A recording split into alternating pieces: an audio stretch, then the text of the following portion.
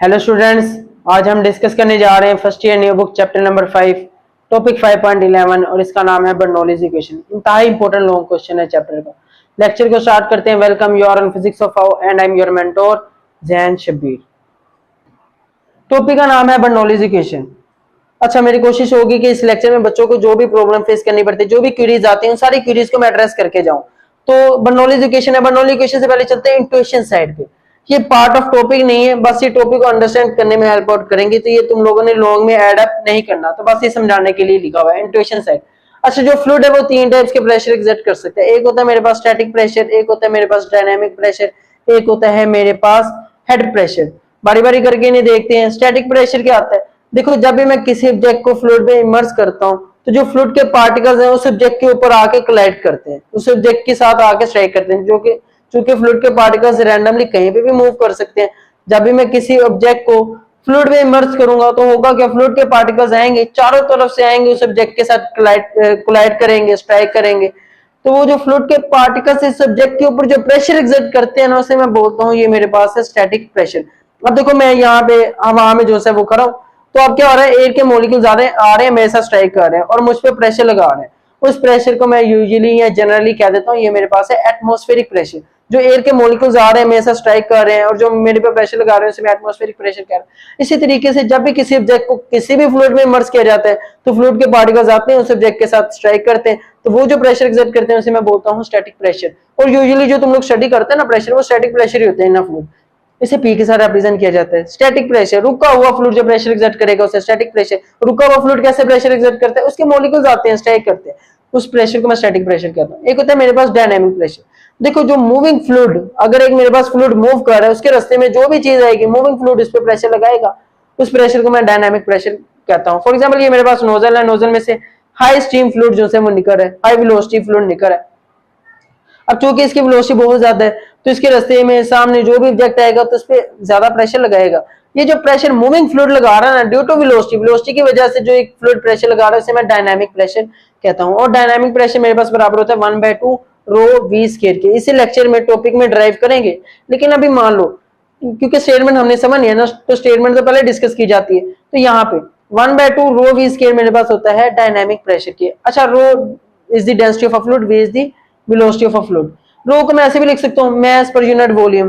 Density मेरे पास मास पर unit volume के बराबर होता है, तो डेंसिटी की जगह मास डिवाइडेड बाय वॉल्यूम भी लिख सकता हूँ। तो यहाँ पे मैंने लिख दिया 1/2 डेंसिटी की जगह mass divided by volume into v square. अब ये फॉर्मूला देखो, 1/2 mv स्क्वायर मेरे पास काइनेटिक एनर्जी का फॉर्मूला आता है, तो 1/2 mv स्क्वायर की जगह मैं लिख सकता हूँ काइनेटिक एनर्जी, और ये मेरे पास होगा kinetic energy per unit volume. मतलब डायनामिक प्रेशर मेरे पास एक ये फॉर्मूला 1/2 रो वी स्क्वायर, और दूसरा kinetic energy per unit volume भी डायनामिक प्रेशर ही होता है।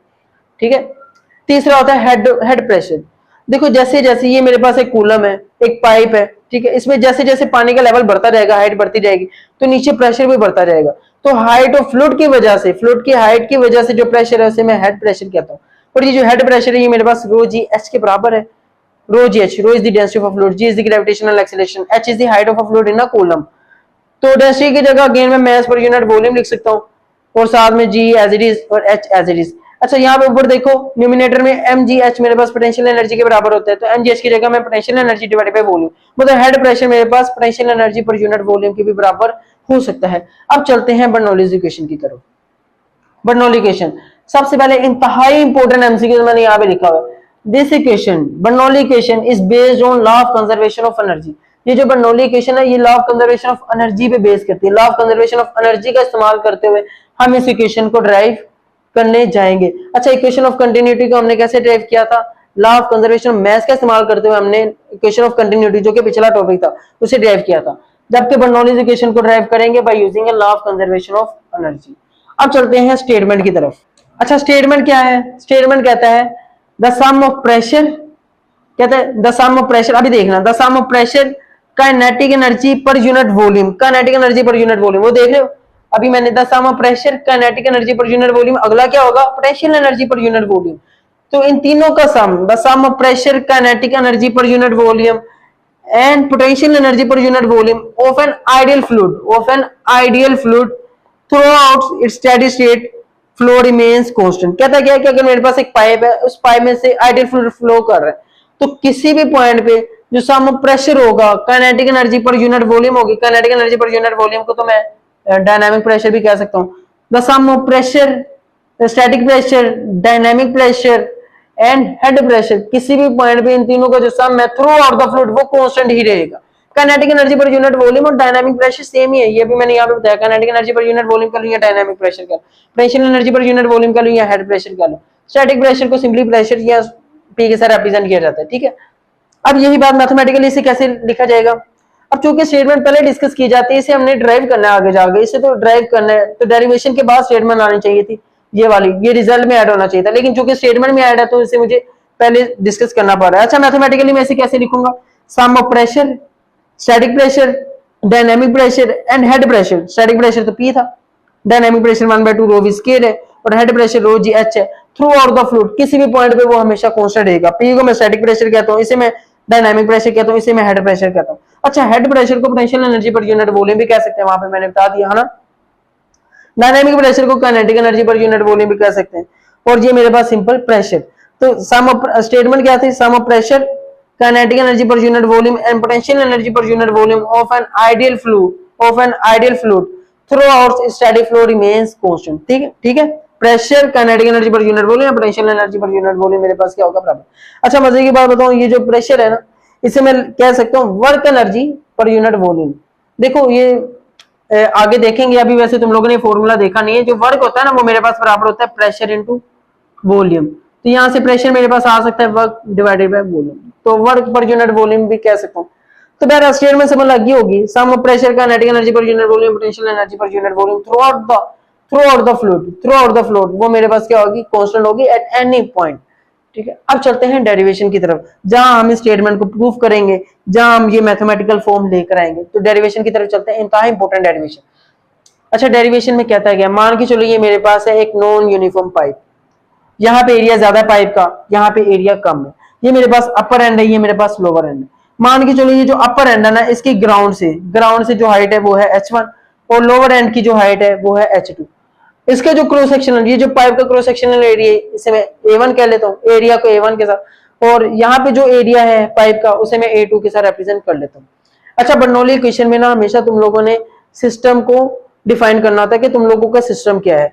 सिस्टम सिंपली उस चीज को कहते हैं, अंडर स्टडी ऑब्जेक्ट को सिस्टम कहते हैं। जिस भी ऑब्जेक्ट पे तुम लोग स्टडी कर रहे हो उसे सिस्टम कहते हैं। अच्छा, इस पाइप में से जो है वो आइडियल फ्लूइड फ्लो कर रहा है, उस आइडियल फ्लूइड का मैं एक पोर्शन, थोड़ा सा पोर्शन यहाँ पे सिलेक्ट कर लेता हूँ। ये जो तुम लोगों को रेड में नजर आ रहा है बाउंड्रीज के साथ, ये मैंने इतना पोर्शन आइडियल फ्लूइड का सिलेक्ट कर लिया। और ये जो पोर्शन है ना, ये जो फ्लूइड का पोर्शन है, आइडियल फ्लूइड का ये जो पोर्शन है, ये मेरे पास सिस्टम है। मतलब जो भी मेरी ऑब्जर्वेशन होगी, जो भी मेरी कंसिडरेशन होगी, वो सारे के सारे इस पोर्शन ऑफ फ्लूइड के लिए होगी। इसे मैं स्टडी कर रहा हूँ कि इस पे क्या क्या चीजें हो रही हैं, क्या क्या इंप्लीकेशंस हो रही हैं। अच्छा, ठीक है, मैंने इतना पोर्शन को सिलेक्ट कर लिया। अच्छा, एक इसका एंड ये है, जो सिलेक्टेड पोर्शन ऑफ फ्लूइड है उसका एक एंड ये है और दूसरा एंड ये है। अच्छा, इस एंड से पहले जो फ्लूइड के मॉलिक्यूल्स होंगे, इस एंड से पहले जो फ्लूइड के मॉलिक्यूल्स होंगे वो आएंगे, वो इस एंड के ऊपर प्रेशर एक्सर्ट करेंगे। मतलब यहाँ पे जो पार्टिकल्स होंगे, फ्लूइड के पार्टिकल्स, वो तो रैंडमली कहीं पे भी मूव कर सकते हैं। तो वो आएंगे, जब इसकी सरफेस के ऊपर स्ट्राइक करेंगे, ये मेरे पास सिस्टम है, इस सरफेस के ऊपर स्ट्राइक करेंगे तो यहाँ पे प्रेशर एक्सर्ट करेंगे। तो इस साइड से प्रेशर लगेगा इस डायरेक्शन में, यहाँ से पार्टिकल्स आ रहे हैं और इसके साथ कोलाइड कर रहे हैं, यहाँ पे प्रेशर लगाएंगे। इस प्रेशर को मैं कह लेता हूँ P1। अच्छा, लोअर एंड पे क्या आ रहा है, इस लोअर एंड पे यहाँ पे भी इसके आगे फ्लूइड के पार्टिकल्स होंगे। अब फ्लूइड के पार्टिकल्स कहीं पे भी रैंडमली मूव कर सकते हैं। अब यहाँ पे फ्लूइड के पार्टिकल्स आएंगे और यहाँ पे इस सरफेस के साथ स्ट्राइक करेंगे, यहाँ पे प्रेशर एक्सर्ट करेंगे, यहाँ से आ रहे हैं, यहाँ पे प्रेशर एक्सर्ट करेंगे। तो इस प्रेशर को मैं कह लेता हूँ P2। जैसे ये मेरे पास ऑब्जेक्ट है, इस ऑब्जेक्ट पे ऊपर से भी और नीचे से भी प्रेशर लग रहा है। सेम ऐसे ही मेरे पास सिस्टम है, इसमें इंस्ट्रक्शन से भी प्रेशर लग रहा है, इंस्ट्रक्शन से भी प्रेशर लग रहा है। और मैंने क्या बताया, स्टैटिक प्रेशर की एक खुसूसियत होती है कि वो हमेशा कंप्रेसिव इन नेचर होती है, चीजों को कंप्रेस करने की कोशिश कर रही है। यहाँ पे भी कंप्रेस कर रही है और यहाँ पे भी कंप्रेस कर रही है, मेरे सिस्टम को कंप्रेस कर रही है। यहाँ से प्रेशर लग रहा है, यहाँ से प्रेशर लग रहा है। ठीक है, ये मेरे पास सिस्टम था। यहाँ इससे पहले जो फ्लूइड के पार्टिकल्स हैं वो इस पे प्रेशर लगाएंगे और इसके बाद वाले जो फ्लूइड के पार्टिकल्स हैं वो इस एंड पे प्रेशर लगाएंगे। इस प्रेशर की डायरेक्शन इस तरफ है, इस प्रेशर की डायरेक्शन इस तरफ होगी। अच्छा देखो, अगर मेरे पास P1 प्रेशर P2 प्रेशर से ज्यादा होगा, ये वाला लगने वाला प्रेशर ये वाले प्रेशर से ज्यादा हो, तो होगा क्या, जो मेरा सिस्टम है, जो ये पोर्शन ऑफ फ्लूइड है, इस प्रेशर की वजह से इस डायरेक्शन में आगे की तरफ थोड़ा सा मूव कर जाएगा, आगे की तरफ फ्लो करने लग पड़ेगा। ठीक है, तो इस प्रेशर की वजह से ये जो फ्लूइड है ये आगे की तरफ मूव कर गया। लेट्स सपोज जब टाइम टी गुजरा ये वाला एंड यहाँ पे आ गया, डॉटेड लाइन में रिप्रेजेंट किया, ये जो रेड वाला है ये वाला टाइम टी में यहाँ पे आ गया, और ये वाला एंड खिसक कर शिफ्ट होकर यहाँ पे चला गया, यानी पूरे का पूरा फ्लूइड आगे चला गया ना, तो ये वाला एंड यहाँ पे आ गया और ये वाला एंड आगे चला गया, कितने टाइम में, टी टाइम में। इसकी वेलोसिटी मान के चलो v1, इसकी जो आगे बढ़ने की वेलोसिटी थी इस एंड की, उसकी वेलोसिटी v1 और इसकी वेलोसिटी है v2। मान के चलो इसने डिस्टेंस कवर किया डेल्टा x2 और इसने डिस्टेंस कवर किया डेल्टा x1। अच्छा, ये इनिशियल सेटअप था, इसे अंडरस्टैंड करना इंतहाई इंपॉर्टेंट है। क्या किया, एक नॉन यूनिफॉर्म पाइप है, उसमें मैंने एक पोर्शन ऑफ फ्लूइड सिलेक्ट कर लिया। यहाँ पे इससे पहले वाला जो फ्लूइड है उस पे P1 प्रेशर एग्जर्ट कर रहा है, यहाँ पे P2 प्रेशर एग्जर्ट कर रहा है, P1 प्रेशर P2 से ज्यादा है, तो ये सरफेस, ये सिस्टम आगे शिफ्ट आगे फ्लो कर जाएगा। इस एंड की वेलोसिटी v1 है, इस एंड की वेलोसिटी v2 है, यहाँ पे एरिया a2 है, यहाँ पे एरिया a1 है। यहाँ पे जो डिस्टेंस कवर किया डेल्टा x1 है, कितने टाइम में, t टाइम में। यहाँ पे डिस्टेंस कवर किया डेल्टा x2, कितने टाइम में, सेम t टाइम में। इसकी हाइट h1 है और इसकी हाइट h2 है। ये सारी चीजें समझ लो डायग्राम को। अब चलते हैं डेरिवेशन की तरफ। अच्छा, अब डेरिवेशन में इनिशियली वो यही सारी बातें डिस्कस करता है। Let us consider N ideal fluid flow through a non uniform pipe in time t। मान के चलो t टाइम में एक नॉन यूनिफॉर्म पाइप में से आइडियल फ्लूइड फ्लो कर रहा है, और बाकी सारी हमने यहाँ पे सारी एक सिस्टम को इमेजिन कर लो, पोर्शन फ्लूइड, वो सारा डिस्कस कर लिया। अच्छा, मुझे यहाँ पे इनिशियली फाइंड आउट क्या करना है, मुझे अपर एंड और लोअर एंड पे वर्क डन पहले फाइंड आउट करना है। सबसे पहले मैं फाइंड आउट करूंगा work done at upper and और फिर work done eight lower and. अच्छा, वर्क का फॉर्मूला क्या होता है, फोर्स इनटू डिस्प्लेसमेंट। मतलब मुझे सबसे पहले फोर्स फाइंड आउट करनी है वर्क के लिए, तो फोर्स का पता होना चाहिए। फोर्स कैसे फाइंड आउट करूंगा, यहाँ पे प्रेशर P1 लग रहा है, इसका एरिया A1 है, तो प्रेशर का फॉर्मूला होता है फोर्स पर यूनिट एरिया, तो P1 मेरे पास बराबर होगा F1 अपॉन A1। ठीक है, तो यहाँ पे अपर एंड पे लगने वाली फोर्स F1 मेरे पास आएगी P1 इंटू A1, A1 इधर आगे मल्टीप्लाई P1 इंटू A1, ये मेरे पास आ गई फोर्स। अच्छा, अब वर्क डन का फॉर्मूला क्या आता है, जनरल फॉर्मूला, वर्क डन मेरे पास बराबर होता है force into displacement into cos of theta. ये फॉर्मूला तुम लोगों ने डिस्कस किया। अच्छा, अपर एंड की बात कर रहा हूं, जिसे मैंने 1 के साथ रिप्रेजेंट किया हुआ है, तो फोर्स 1 है, डिस्प्लेसमेंट 1 है, थीटा 1 है, तो वर्क डन 1। ठीक है, वर्क डन 1 सिंपली रिप्रेजेंट कर रहा है work done at upper end, 1 वाले सबस्क्रिप्ट अपर एंड को रिप्रेजेंट कर रहा है। तो W1 will be equal to F1 D1 cos of theta 1। F1 find out कर लिया, F1 तो मेरे पास है P1 A1, यहाँ पे जो फोर्स लग रही है वो F1 लग रही है, और वो मेरे पास P1 इंटू A1 आ गया, और इस फोर्स की वजह से कितना डिस्प्लेसमेंट हुआ, डेल्टा x1, तो डिस्प्लेसमेंट D1 मेरे पास डेल्टा x1 के बराबर होगा। अच्छा, यहाँ पे जो फोर्स है और डिस्प्लेसमेंट है उनके दरमियान एंगल कितना है, theta is the angle between force and displacement.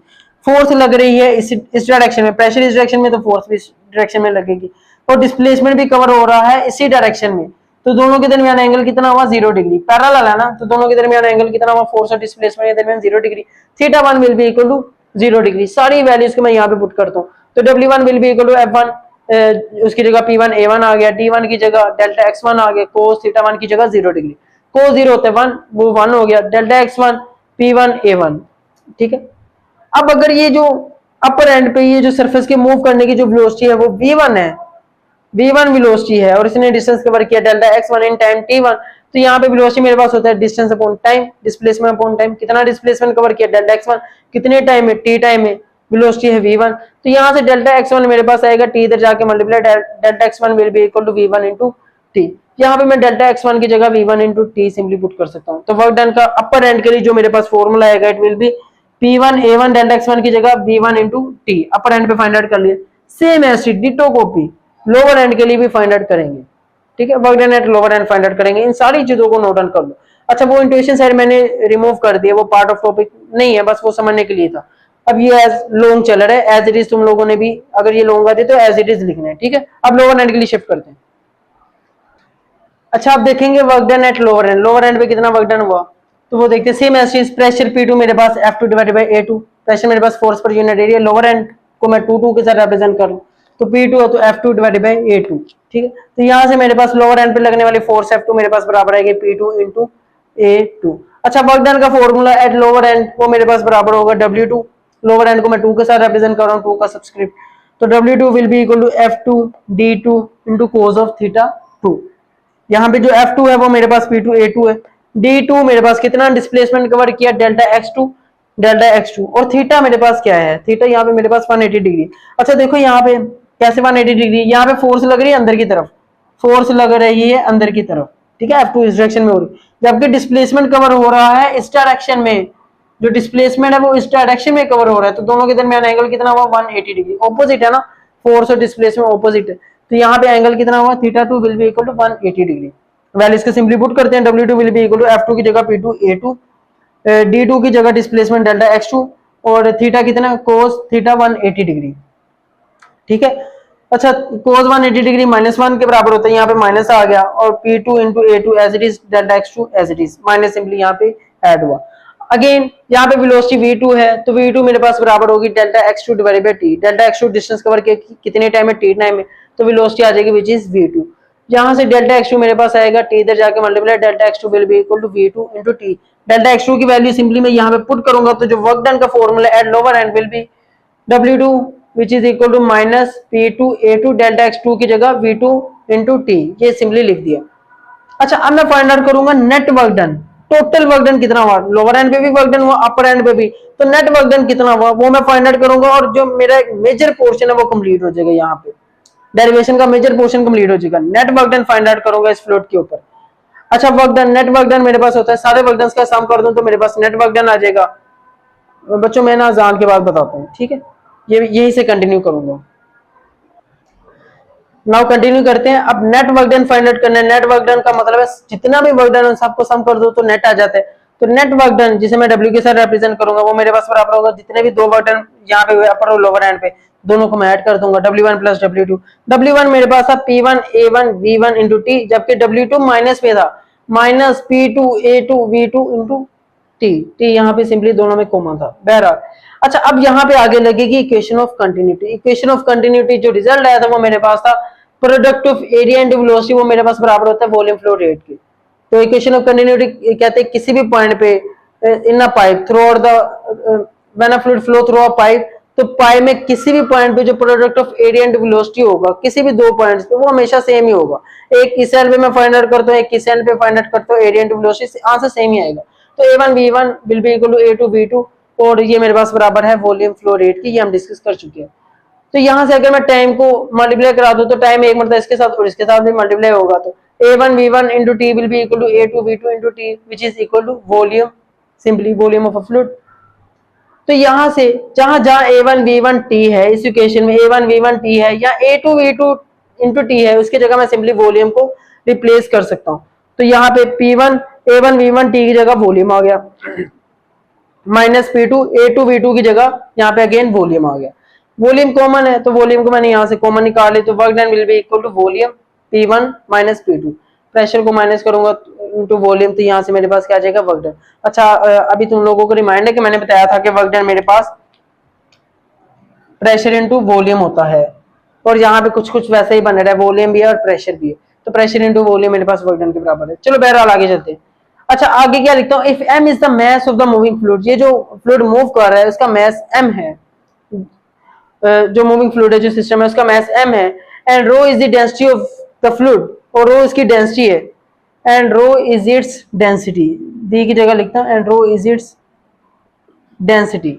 Then तो यहाँ पे मैं लिख सकता हूँ डेंसिटी मेरे पास मास पर यूनिट वॉल्यूम के बराबर है, तो यहाँ से मेरे पास वॉल्यूम आएगा, डेंसिटी नीचे जाके divide volume will be equal to mass divided by density. तो वॉल्यूम की जगह मैं यहाँ पे लिख सकता हूँ work done will be equal to mass divided by density into P1 minus P2। ये एक मेजर पोर्शन यहाँ पे हो गया कंप्लीट। अब हम लगाएंगे वर्क एनर्जी थ्योरम और आहिस्ता आहिस्ता अपनी इक्वेशन की तरफ, एंड इक्वेशन की तरफ हम अप्रोच कर रहे हैं। वो एंड इक्वेशन जो हमने पहले डिस्कस कर चुके हैं जिसमें मेरे पास प्रेशर है, डेंसिटी है, वेलोसिटी है, static pressure, dynamic pressure and kinetic and head pressure का जो सम है थ्रू आउट द फ्लूइड वो मेरे पास क्या रहेगा कांस्टेंट। वो अब उसी की तरफ हम अप्रोच कर रहे हैं। तो major portion net work done find out कर लिया। अब हम वर्क एनर्जी थ्योरम लगाएंगे तो उससे काइनेटिक एनर्जी और पोटेंशियल एनर्जी फाइंड आउट करेंगे। ठीक है, इन सारी चीजों को नोट डाउन कर लो। तो अब मैं नेक्स्ट व्हाइट बोर्ड पे चलता हूँ।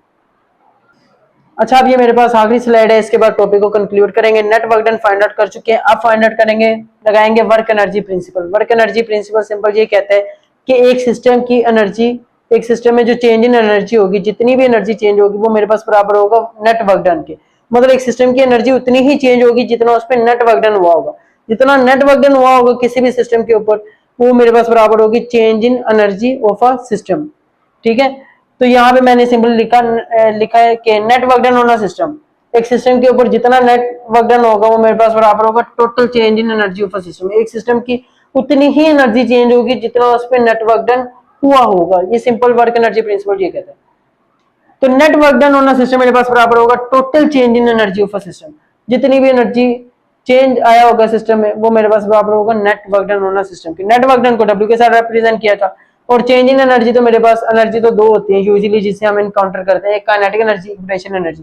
तो टोटल चेंज इन एनर्जी से मेरा total change in kinetic energy plus change in potential energy, इससे मैं कह लेता हूँ इक्वेशन नंबर 1। अब change in kinetic energy find out करेंगे। चेंज कैसे फाइंड आउट किया है, चेंज कैसे फाइंड आउट किया जाता है, फाइनल में से इनिशियल को माइनस करो, फाइनल में से इनिशियल को माइनस करो तो चेंज आ जाता है। अब फाइनल है मेरे पास लोअर एंड और इनिशियल है मेरे पास अपर एंड, अपर से लोअर जा रहा है ना, अपर एंड इनिशियल है और लोअर एंड फाइनल है। लोअर एंड के सबस्क्रिप्ट में 2 आता है, अपर एंड के सबस्क्रिप्ट में 1 आता है। तो चेंज इन काइनेटिक एनर्जी मेरे पास होगी फाइनल माइनस इनिशियल, लोअर वाली 1/2 m और नीचे वेलोसिटी v2 का square minus 1/2 m into v1 का स्क्वायर।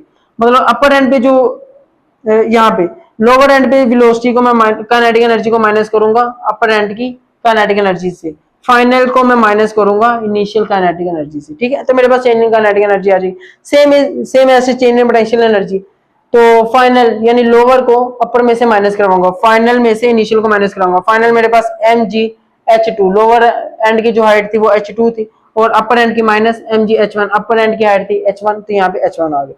और सेम ऐसे नेट वर्क डन हम फाइंड आउट कर चुके हैं। नेट वर्क डन है मेरे पास m divided by rho which is into p1 minus p2, ये भी हम पिछली व्हाइट बोर्ड पे फाइंड आउट करके आए हैं। तो अब ये सारी वैल्यूज की इक्वेशन नंबर 1 में पुट करेंगे। Putting in equation number 1, work done will be equal to mass divided by density into p1 minus p2, change in kinetic energy, change in kinetic energy 1/2 mv2 का square minus 1/2 mv1 का square plus change in potential energy mgh2 minus mgh1। अच्छा, मास divided by density, जब उधर जाएगा तो वहां पे जाके दूसरी इक्वेशन की दूसरी साइड पे जाके हो जाएगा density divided by mass, inverse हो जाएगा ना उल्टा, डेंसिटी उधर जाके मल्टीप्लाई मास, नीचे जाके डेंसिटी डिवाइडेड बाय मास, तो ये उधर जाके मल्टीप्लाई होगा तो दोनों के साथ मल्टीप्लाई होगा, तो यहाँ पे बचेगा p1 माइनस p2, वहां पे जाके जो मल्टीप्लाई होगा it will be equal to density divided by mass, एक मरतबा इसके साथ multiply plus density divided by mass, एक मरतबा इसके साथ मल्टीप्लाई। अब ये जो मास है ब्रैकेट्स के अंदर जो मास है और यहाँ पे जो डिनोमिनेटर में ये एक दूसरे को कर देंगे कैंसिल, मतलब मास को मैं यहाँ से कॉमन लूंगा तो इस वाले मास से कैंसिल आउट हो जाएंगे, ये मास खत्म हो गया यहाँ से। सेम ऐसे ये वाला इन मैसेज को कैंसिल कर देगा, ठीक है। और डेंसिटी अंदर जाके मल्टीप्लाई, डेंसिटी अंदर जाके मल्टीप्लाई होगा 1/2 रो v स्क्वायर, ठीक है, ये मैंने लिख दिया 1/2 रो v2 का स्क्वायर माइनस डेंसिटी इसके साथ मल्टीप्लाई 1/2 रो v1 का स्क्वायर एज इट इज लिख दिया। सेम ऐसे डेंसिटी अंदर मल्टीप्लाई होगा रो gh2 माइनस रो gh1, ये एज इट इज मैंने लिख दिया माइनस के साथ, ये माइनस के साथ। अब क्या करूंगा, 1 वाली टर्म्स एक साइड पे, 2 वाली टर्म्स एक साइड पे। पहले 1 वाली टर्म को एक तरफ करते हैं, p1 इधर ही रहने दो, ये 1 वाली टर्म इधर आगे प्लस p1 प्लस 1/2 रो v1 का स्क्वायर, ये 1 वाली टर्म इधर आगे प्लस प्लस रो gh1, ये 2 वाली टर्म है उधर जाके प्लस में उधर हो जाएगी p2 प्लस 1/2 रो v2 का स्क्वायर प्लस रो gh2। अब वही बात आ गई, ये बताती कि सम ऑफ प्रेशर, इसे मैं डायनामिक प्रेशर कहता था, sum of static pressure, dynamic pressure and head pressure upper end पे, वो मेरे पास बराबर होगा sum of static pressure, dynamic pressure and head pressure at lower end. Lower end और अपर एंड पे जो ये तीनों क्वांटिटीज का जो सम होगा वो मेरे पास सेम ही आया, और इसके अलावा मैं कोई और भी पॉइंट लेता तो फिर भी सेम आता। अच्छा, डायनामिक प्रेशर को kinetic energy per unit volume भी कहते हैं, तो और इसे potential energy per unit volume भी कहते हैं, तो ये भी मैं कह सकता हूँ sum of pressure kinetic energy per unit volume and potential energy per unit volume upper end पे जो है लोअर एंड पे भी वही है। तो सिमिलरली इसे फिर मैं सब्सक्रिप्ट के बगैर मैं सिंपल एज इट इज लिख सकता हूँ प्रेशर 1/2 रो v का square plus rho gh equals constant at any point throughout a ideal fluid flowing. तो अगर मेरे पास आइडियल फ्लूइड फ्लो कर रहा है तो उसके किसी भी पॉइंट पे इन तीनों क्वांटिटीज का जो सम है वो हमेशा मेरे पास क्या आएगा, कांस्टेंट आएगा, only in the case of ideal fluid, perfect ideal. तो बच्चों ये था आज का लेंथी लेक्चर, होप सो कि तुम लोगों को पसंद आया होगा। इजाजत दो, अल्लाह हाफिज।